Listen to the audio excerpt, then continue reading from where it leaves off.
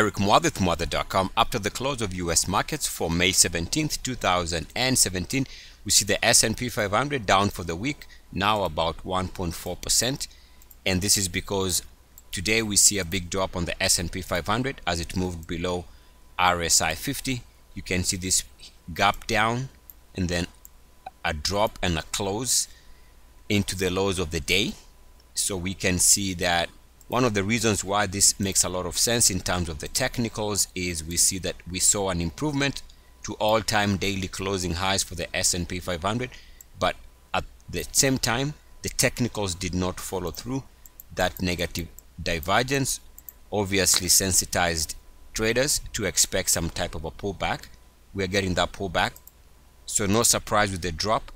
If we take a look at the hourly for the S&P 500, take a look at this. This was a line showing resistance right here, and the market kept making higher highs on an hourly chart.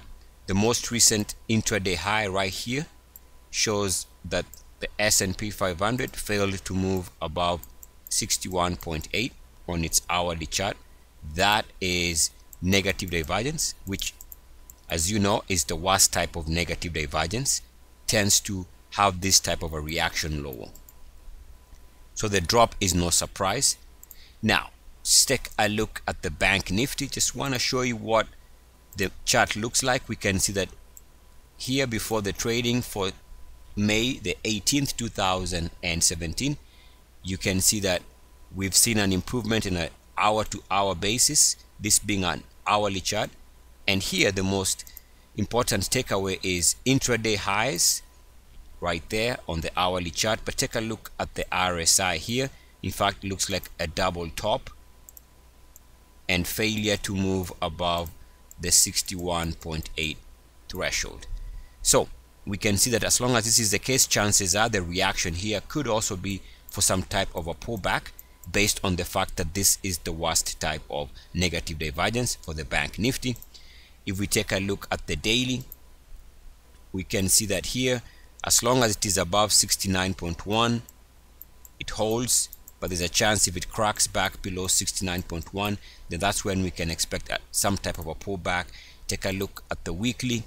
The weekly has been above 69.1 going back to about 4 weeks ago. As long as it is above 69.1, that's a strong market. Any pullback would need to bring it back below 69.1, but the key takeaway is definitely going to be on the monthly. And here we can see the monthly is just now moving above the 69.1 threshold. So if the monthly is rejected when trying to move above 69.1, that's more meaningful, suggesting that if we fail to hold above 69.1, the big move is going to be down. And we can also see that if we combine this reasoning with that of the Nifty monthly chart, right now it is getting very close to that 69.1 threshold.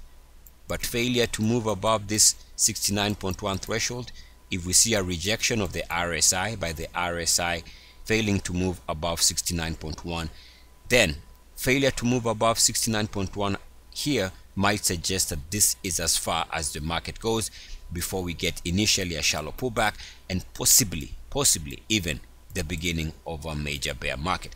Eric Muathe, Muathe.com. As always, good luck, peace, and blessings. ESC.